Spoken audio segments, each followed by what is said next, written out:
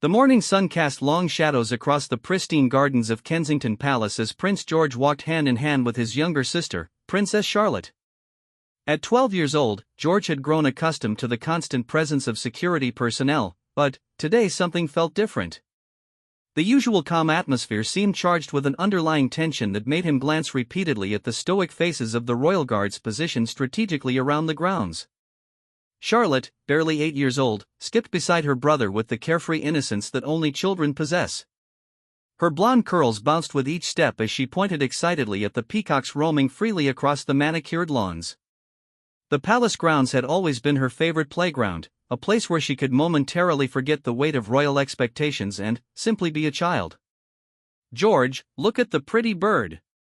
Charlotte exclaimed, tugging at her brother's sleeve as a magnificent peacock spread its iridescent tail feathers in a stunning display. Her eyes sparkled with genuine delight, and, for a moment, George forgot his growing unease as he watched his sister's pure joy. The head of security, Commander James Mitchell, observed the royal children from his position near the garden's entrance. A veteran of 25 years in royal protection, Mitchell had developed an almost supernatural ability to sense potential threats. His withered face remained impassive, but his sharp eyes continuously scanned the perimeter, noting every movement, every shadow, every person who came within proximity of the young royals. As the children continued their morning walk, a figure emerged from behind one of the ancient oak trees that dotted the landscape.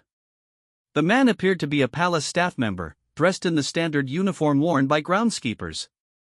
He carried a basket of gardening tools and moved with the purposeful stride of someone familiar with the palace routine. However, something about his demeanor caught Commander Mitchell's attention, a subtle nervousness in his movements that didn't align with the confidence typically displayed by longtime palace employees. The man, who would later be identified as Thomas Hartwell, had worked at the palace for only 3 weeks. His employment record showed a clean background, excellent references, and all the proper security clearances. Yet, as he approached the area where the children played, there was something in his eyes that spoke of hidden intentions, a darkness that contradicted his carefully crafted facade.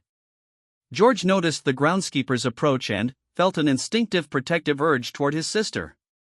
As the eldest, he had always been taught to look out for Charlotte, and his young mind was already developing the keen awareness that would serve him well in his future role as king. The way the man's gaze lingered on Charlotte made George uncomfortable, though he couldn't articulate why. "Charlotte, stay close to me," George whispered, unconsciously moving to position himself between his sister and the approaching stranger. His voice carried a note of authority unusual for someone his age, a hint of the commanding presence he would one day need as a future monarch. The groundskeeper continued his approach, now close enough that the children could see the details of his face. He was a man in his early 30s, with dark hair and pale blue eyes that seemed to hold secrets. His hands gripped the gardening tools with unnecessary force, and a thin sheen of perspiration covered his forehead despite the cool morning air. Commander Mitchell began moving toward the children, his trained instincts telling him that something was amiss. Years of protecting the royal family had taught him to trust his gut feelings, and every fiber of his being was now screaming that danger was imminent. He spoke quietly into his radio, alerting other members of the security team while maintaining his composed exterior. "Beautiful morning, isn't it, Your Highness?" the groundskeeper said as he came within speaking distance of the children. His voice carried a forced cheerfulness that didn't reach his eyes. There was something predatory in the way he looked at Charlotte, something that made George's skin crawl with an emotion he was too young to fully understand but old enough to recognize as wrong. Charlotte, with the trusting nature of a child who had never encountered genuine malice, smiled politely at the man. "Yes, it's very pretty. I like watching the peacocks," she replied, her innocent response making George feel even more protective. The contrast between his sister's trusting nature and the man's unsettling presence created a tension that seemed to electrify the air around them. The groundskeeper took another step closer, and George could smell something strange on him, not the earthy scent one would expect from someone who worked with plants and soil, but something chemical and unpleasant. The man's eyes never left Charlotte's face, and his breathing seemed slightly labored, as if he was struggling to contain some internal excitement or nervousness. "Would you like to see something special, Princess?" the man asked, reaching into his basket with movements that seemed rehearsed, as if he had planned this moment carefully. His voice had dropped to a lower tone, more intimate and inappropriate for addressing a member of the royal family, especially a child. Commander Mitchell was now moving swiftly across the lawn, his hand resting on his weapon as his training kicked into high gear. Other security personnel began closing in from different angles, but they were still several precious seconds away from reaching the children. Those seconds stretched like hours as everyone involved sensed that something terrible was about to unfold. George felt every instinct in his young body telling him to get his sister away from this man immediately. The prince might have been only 12 years old, but he possessed an intelligence and intuition that went beyond his years. The way the groundskeeper looked at Charlotte reminded him of something he had once seen in a documentary about predators stalking their prey, a focused intensity that spoke of dangerous intentions. "Charlotte, come here right now," George commanded with a firmness that surprised even himself. His voice carried the unmistakable tone of royal authority, and Charlotte immediately responded to her brother's urgency. She moved closer to George, though she couldn't understand why he seemed so tense. The groundskeeper's expression shifted subtly when George intervened, a flash of anger crossing his features before he quickly composed himself. It was in that moment that George saw something in the man's eyes that would haunt him for years to come, a cold calculation that spoke of carefully laid plans being disrupted by an inconveniently perceptive young prince. Now, Your Highness," the man said, his false cheerfulness becoming more strained. "I was just being friendly. Surely there's no harm in that?" His words carried a subtle threat, and his body language became more aggressive as he realized his approach wasn't working as planned. Commander Mitchell was close enough now to hear the conversation, and every word confirmed his worst fears. The way the man addressed the children, his inappropriate familiarity, and the underlying menace in his tone all pointed to someone with malicious intent toward the young princess. The commander's hand moved to his radio again, this time to issue urgent instructions for immediate backup. The groundskeeper made one final attempt to engage Charlotte directly, taking another step forward that brought him uncomfortably close to the children. "Princess Charlotte, I have something very special to show you. It's just over here, away from all these people watching us. Wouldn't you like to see it?" The invitation was clearly designed to separate Charlotte from her brother and the security detail, and George recognized the danger immediately. Every protective instinct he possessed flared to life as he realized this man intended to harm his sister. The prince might have been young, but his royal education had included lessons about potential threats, and he understood that this situation had moved far beyond simple inappropriate behavior. "No," George said firmly, stepping directly in front of Charlotte and meeting the groundskeeper's gaze with surprising steel. "We're not going anywhere with you. Charlotte, stay behind me and don't move." The man's mask finally slipped completely, revealing the predatory nature that had been lurking beneath his carefully constructed facade. His eyes narrowed with anger and frustration as he realized his carefully planned approach had been thwarted by a 12-year-old boy who possessed wisdom beyond his years. Commander Mitchell reached them just as the situation reached its breaking point. The veteran security officer had seen enough in his assessment to know that this man posed an immediate and serious threat to the royal children. His training kicked in completely now, and he moved with the swift efficiency that had made him one of the most respected protection officers in the service. "Step away from the children immediately," Mitchell commanded, his voice carrying the unmistakable authority of someone prepared to use deadly force if necessary. His weapon was now drawn but held in a position that wouldn't alarm the children while still being ready for immediate use. The confrontation had reached a critical moment where split-second decisions would determine the safety of two of the most important children in the United Kingdom. The morning that had started so peacefully in the palace gardens had transformed into a life-threatening situation that would test everyone involved and change their lives forever. George felt the weight of responsibility settle on his young shoulders as he maintained his protective position in front of his sister. He could hear Charlotte's frightened breathing behind him, and he knew that whatever happened next, he would do everything in his power to keep her safe. The future king was experiencing his first real test of leadership under the most terrifying circumstances imaginable. The standoff between Commander Mitchell and the man who had threatened the royal children was about to explode into violence that would echo through the halls of Kensington Palace and beyond. The peaceful morning had become a nightmare that would forever change how the royal family viewed their security and their vulnerability to those who would do them harm.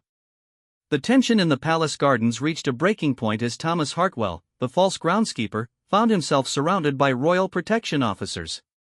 His carefully planned approach had crumbled under the watchful eyes of Prince George and the swift response of Commander Mitchell.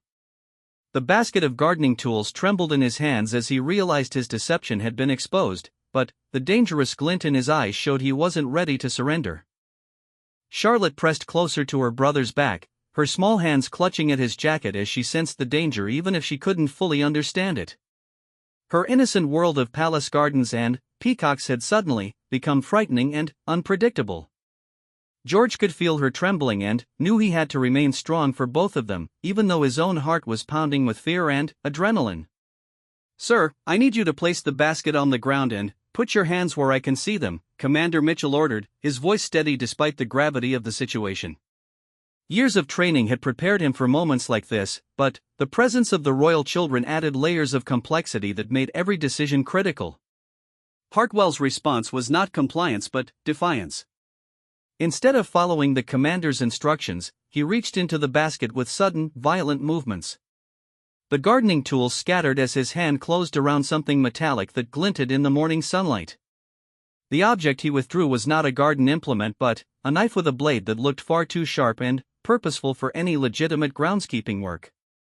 The sight of the weapon sent shockwaves through everyone present.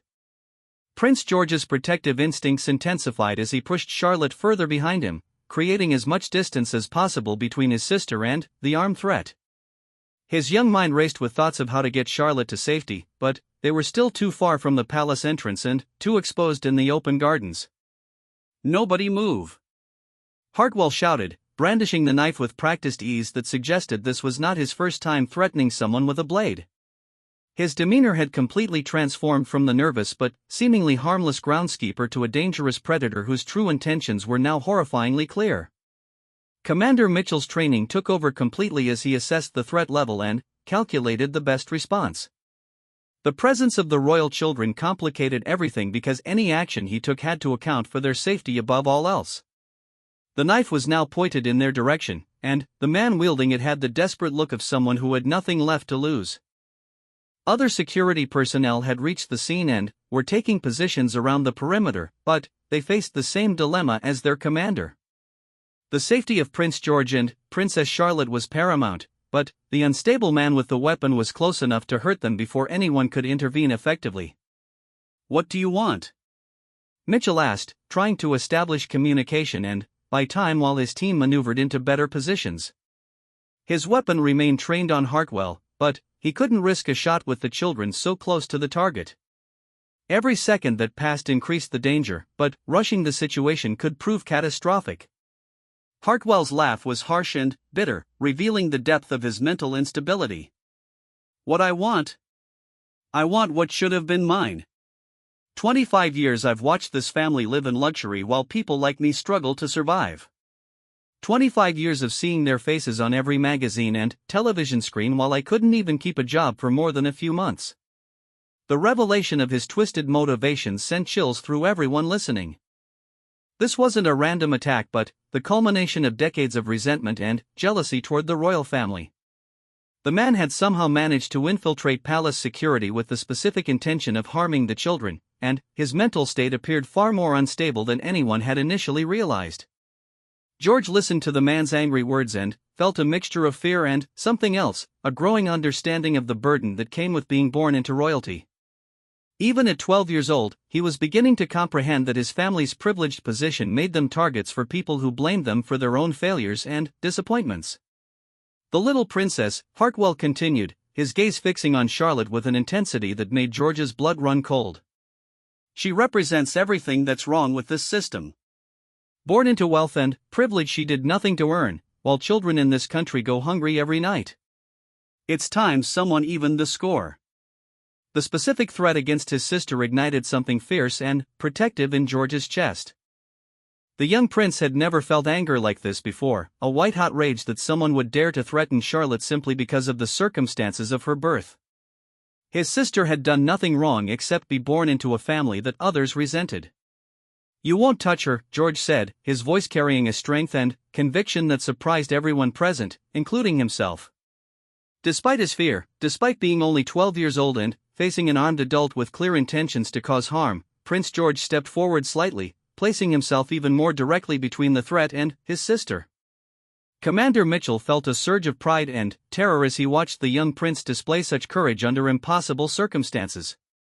The boy was showing the kind of leadership and protective instinct that would serve him well as a future king, but, right now, those same instincts were putting him in even greater danger.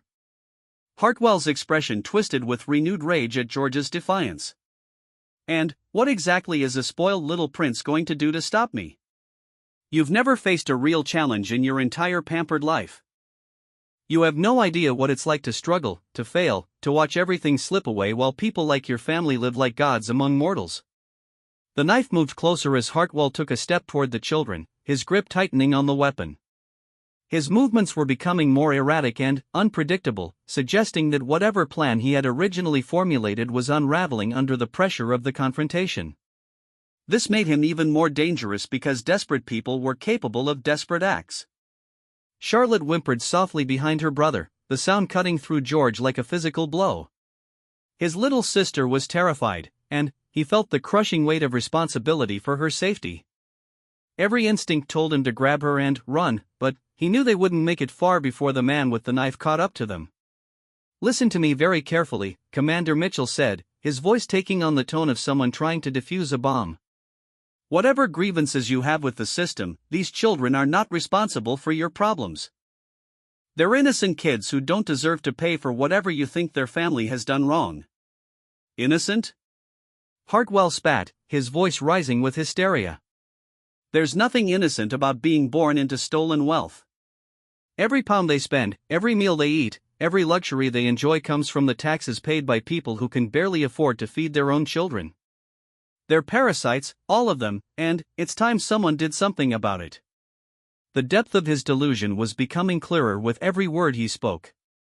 This wasn't just anger or desperation, it was the product of a mind that had twisted legitimate social concerns into something dark and violent. Hartwell had clearly spent years nurturing his resentment until it had grown into something monstrous.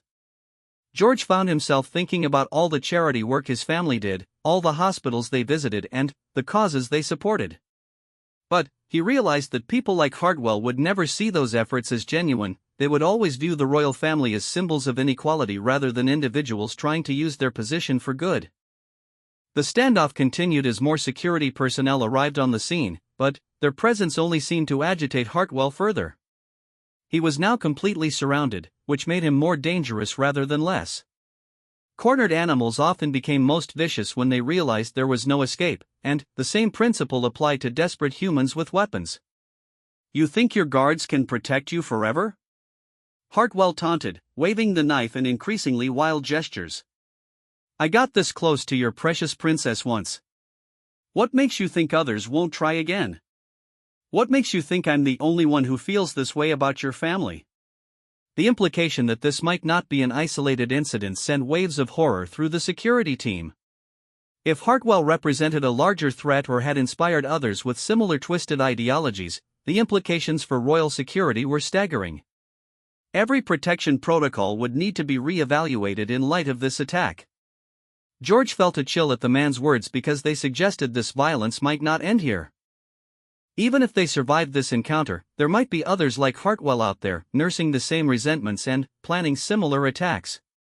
The thought of living under constant threat, of never knowing if the next person they met might want to hurt them, was almost overwhelming. Charlotte's quiet sobbing behind him strengthened George's resolve.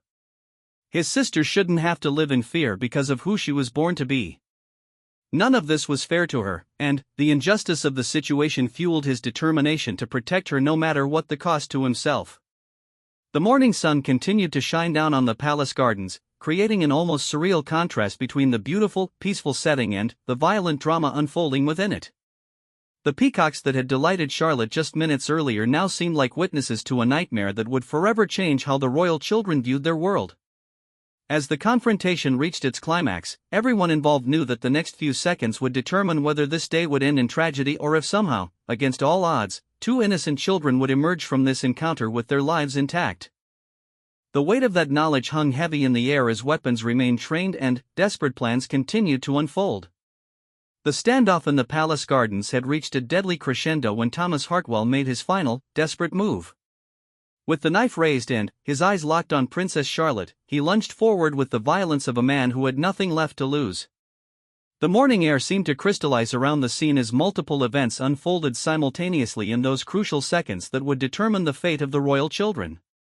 Commander Mitchell's finger tightened on the trigger of his weapon as he calculated angles and distances with the precision that had made him one of the most elite protection officers in the service. The shot had to be perfect, close enough to stop the threat but careful enough to avoid any risk to the children. Years of training condensed into a single moment of absolute focus as he prepared to take a life to save two others. Prince George, witnessing the attackers lunge toward his sister, acted on pure instinct and threw himself sideways in an attempt to knock Charlotte out of harm's way. His 12-year-old body collided with his sister just as the knife began its downward arc, and both children tumbled to the grass in a tangle of arms and legs. George's quick thinking had potentially saved Charlotte's life, but it had also put himself directly in the path of danger. The sharp crack of Commander Mitchell's weapon discharge echoed across the palace grounds like thunder in the peaceful morning. The bullet found its mark with the precision expected of someone trained to protect the royal family under any circumstances. Hartwell's body jerked and spun from the impact, the knife flying from his grasp to land harmlessly several feet away in the perfectly manicured grass. Princess Charlotte's scream of terror pierced the air as she found herself on the ground with her brother's protective arms wrapped around her. The sound was heartbreaking in its innocence, the cry of a child who had just witnessed violence that no young person should ever have to see. Her small body shook uncontrollably as the reality of what had almost happened began to sink into her 8-year-old mind. George held his sister tightly as he watched Hartwell collapse, his young eyes wide with shock and disbelief. The prince had seen violence in movies and television, but nothing had prepared him for the reality of watching someone get shot just feet away from him. The smell of gunpowder mixed with the scent of roses from the garden created a sensory memory that would stay with him for the rest of his life. Emergency medical personnel, who had been standing by during the crisis, rushed forward to attend to Hartwell even as additional security officers secured the scene. The man who had threatened the royal children was still alive but critically wounded, his breathing labored and his consciousness fading as blood spread across his uniform. The irony that the same people he had sought to harm were now fighting to save his life was lost on no one present. Commander Mitchell immediately moved to check on the children, his professional composure intact despite the emotional toll of having to use deadly force in front of two young royals. His hands shook slightly as he helped Prince George and Princess Charlotte to their feet, the adrenaline that had sustained him through the crisis now beginning to ebb and leave him feeling drained. "Are you hurt? Either of you?" Mitchell asked, his trained eyes scanning both children for any signs of injury. His voice remained steady and professional, but those who knew him well could detect the underlying strain of what he had just been forced to do. Taking a life, even to save others, was never easy for anyone with a conscience. George shook his head while continuing to hold Charlotte protectively against his side. His sister was crying too hard to speak, her small body racked with sobs that seemed to come from the very depths of her soul. The prince felt a crushing sense of responsibility for her trauma, even though he had done everything possible to protect her from harm. "Charlotte, it's okay now," George whispered to his sister, his voice gentle but still carrying the authority that had emerged during the crisis. "The bad man can't hurt you anymore. I won't let anyone hurt you." His words were meant to comfort, but they also represented a promise that would shape the rest of his life, a vow to always protect those he loved from the dangers that came with their royal status.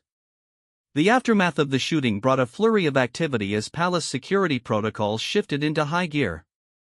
Additional protection officers flooded the gardens, creating a secure perimeter around the crime scene while investigators began the process of documenting every detail of what had transpired. The peaceful morning had become a complex crime scene that would require extensive analysis and review. Dr. Sarah Wellington, the palace physician, arrived within minutes to examine both children for any physical injuries or signs of shock.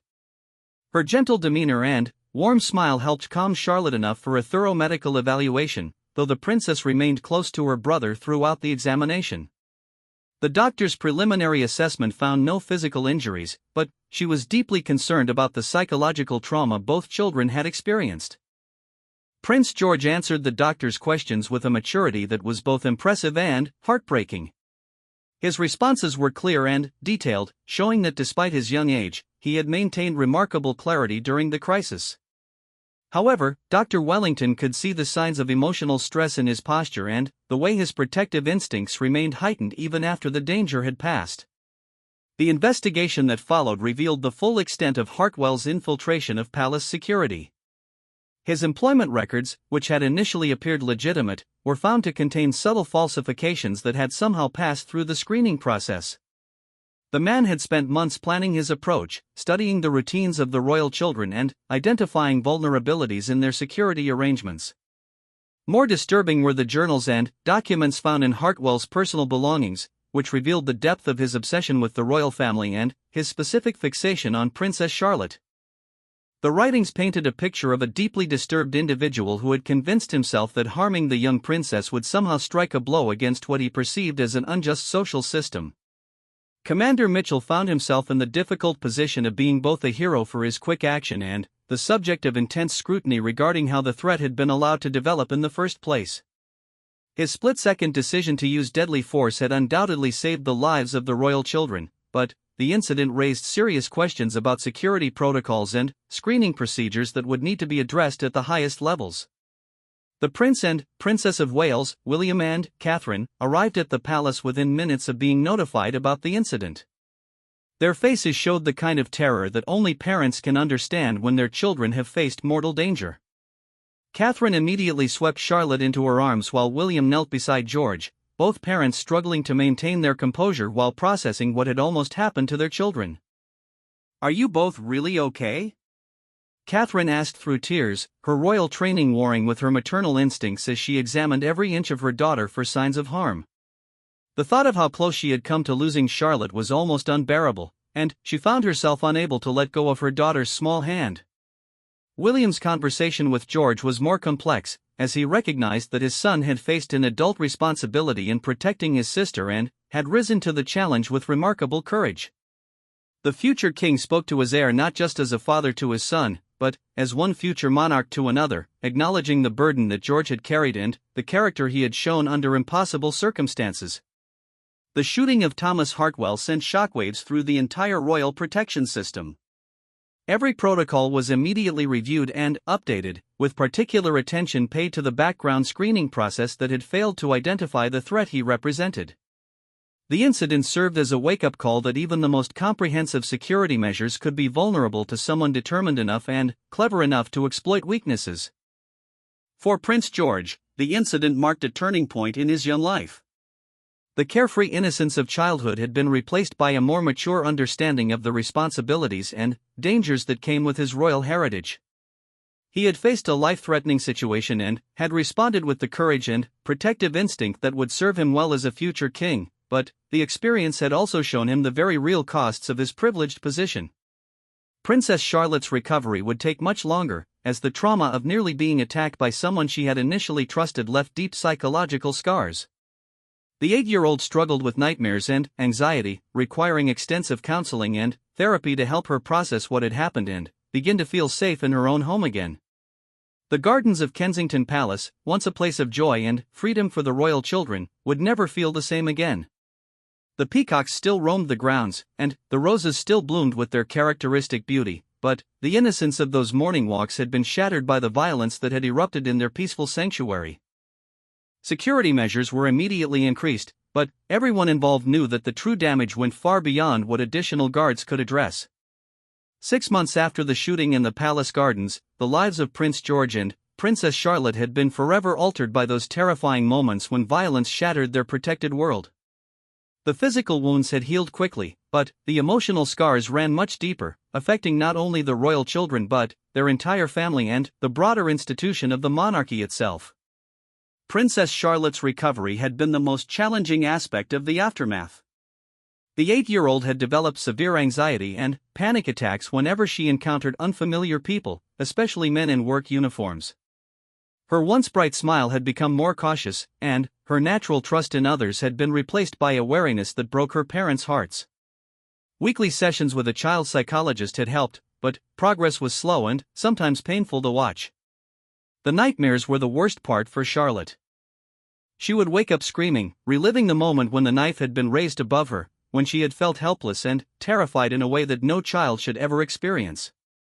Her parents took turns staying with her during the night, providing comfort and reassurance that the bad man could never hurt her again, but the fear lingered like a shadow over her young life. Prince George had shouldered his own burden in the months following the incident. The 12-year-old had become hyper-protective of his sister, rarely leaving her side when they were together and constantly scanning their surroundings for potential threats. His natural leadership qualities had been accelerated by trauma, creating a young boy who carried himself with the vigilance of someone much older and more experienced with the world's dangers. The prince had also begun having conversations with his father about the responsibilities of royal life that most children his age never had to consider. William found himself explaining concepts of security, public service, and the price of privilege to a son who had already experienced more violence than many adults.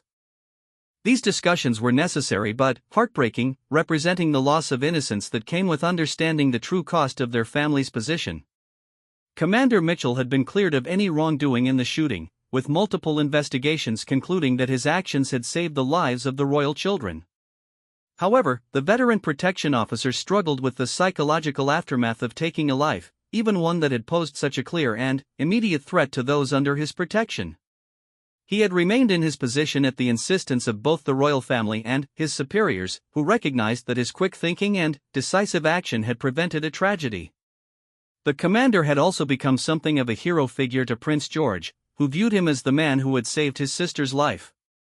Their relationship had evolved into something deeper than the typical dynamic between a protection officer and his charge, with Mitchell taking on an almost mentorial role in helping the young prince understand the realities of security and the sacrifices made by those who dedicated their lives to protecting others. The investigation into Thomas Hartwell's background had revealed a disturbing picture of how someone with malicious intent could exploit even the most sophisticated security systems. His false credentials had been sophisticated enough to fool initial screenings, and his ability to maintain his deception for weeks while working at the palace had exposed critical vulnerabilities in the protection protocols that safeguarded the royal family. More troubling were the connections investigators had discovered between Hartwell and online communities that promoted anti-monarchy sentiment and, in some cases, violent action against royal family members. His journals revealed that he had been inspired by others who shared his twisted ideology, suggesting that the threat to the royal children might extend beyond a single disturbed individual to a broader network of potential attackers. The security overhaul that followed the incident was comprehensive and expensive. Background checks became more intensive, involving not just criminal history but detailed psychological evaluations and ongoing monitoring of palace staff. The number of protection officers assigned to the children was doubled, and new protocols were established for any interaction between staff members and the young royals. Technology played an increasing role in the enhanced security measures. Surveillance systems were upgraded to provide complete coverage of all areas where the children might go, and facial recognition software was implemented to identify potential threats before they could get close to the royal family. The palace grounds, once a place of relative freedom for George and Charlotte, became more like a fortress with hidden cameras and sensors monitoring every movement. The psychological impact on the royal family extended beyond just the children who had directly experienced the attack.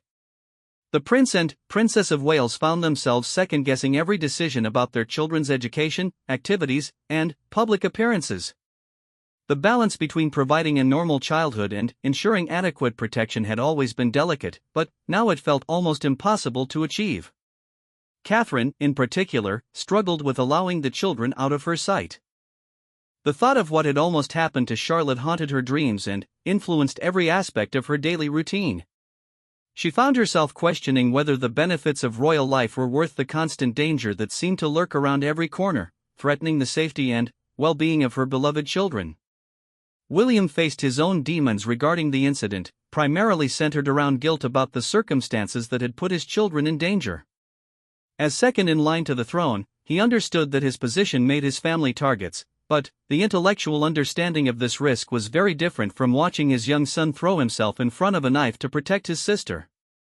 The broader royal family had also been affected by the incident, with increased security measures implemented across all residences and a renewed focus on threat assessment and prevention. Queen Elizabeth, in one of her final acts before her passing later that year, had personally reviewed all security protocols and demanded assurances that such a breach could never happen again. King Charles, upon ascending to the throne, made royal security one of his highest priorities, understanding that the safety of the next generation was crucial not just for personal reasons but for the continuity of the monarchy itself. The incident had demonstrated how vulnerable the institution could be to individual acts of violence motivated by political or social grievances. The public reaction to news of the attack had been overwhelmingly supportive of the royal family, with an outpouring of sympathy and concern for the children who had endured such a traumatic experience. However, there were also voices that echoed Hartwell's twisted reasoning, suggesting that the royal family somehow deserved to face the consequences of social inequality and inherited privilege. These minority voices served as a stark reminder that the threat to the royal children was not entirely eliminated with Hartwell's capture. Social media monitoring revealed ongoing discussions in certain circles about the symbolic value of targeting royal family members, particularly the younger generation who represented the future of the monarchy. Prince George's understanding of his future role as king had been profoundly shaped by the attack and its aftermath. The young prince had seen firsthand the hatred that some people harbored toward his family, and he had experienced the reality of being willing to sacrifice his own safety to protect someone he loved. These lessons would inform his approach to leadership for the rest of his life. The prince had also developed a deep appreciation for the people who risked their lives to protect him and his family. His relationship with the security team had evolved from simple acceptance of their presence to genuine gratitude and respect for their dedication and sacrifice. He understood now that being royal meant that others put their lives on the line every day to ensure his safety. For Princess Charlotte, the path forward remained uncertain. Her therapist was cautiously optimistic about her long-term recovery, but acknowledged that the trauma she had experienced at such a young age might have lasting effects on her personality and worldview. The bright, trusting child who had delighted in watching peacocks in the palace gardens had been replaced by someone more cautious and aware of the world's potential for violence. The gardens themselves had been redesigned with security in mind, with new sightlines and protective barriers that maintained their beauty while providing better protection for their royal inhabitants. The peacocks still roamed the grounds, but now they shared the space with nearly invisible security personnel who monitored every movement and assessed every potential threat. As the first anniversary of the attack approached, both children were still processing the trauma in their own ways. Prince George had channeled his experience into a deeper understanding of duty and protection, while Princess Charlotte was slowly rebuilding her trust in the world around her. Their parents watched with a mixture of pride and heartbreak as their children demonstrated remarkable resilience while carrying burdens that no young people should have to bear. The incident had changed the royal family forever, stripping away some of the innocence and sense of security that had previously defined their lives.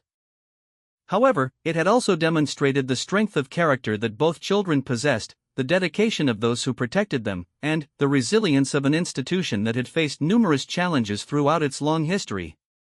The shooting in the palace gardens would be remembered as a defining moment for this generation of royals, a day when childhood ended and adult responsibilities began for two young people who would one day lead their nation. The courage shown by Prince George in protecting his sister, and the strength demonstrated by Princess Charlotte in her recovery, had proven that the future of the monarchy was in capable hands, even if those hands were still young and learning to bear the weight of their destiny.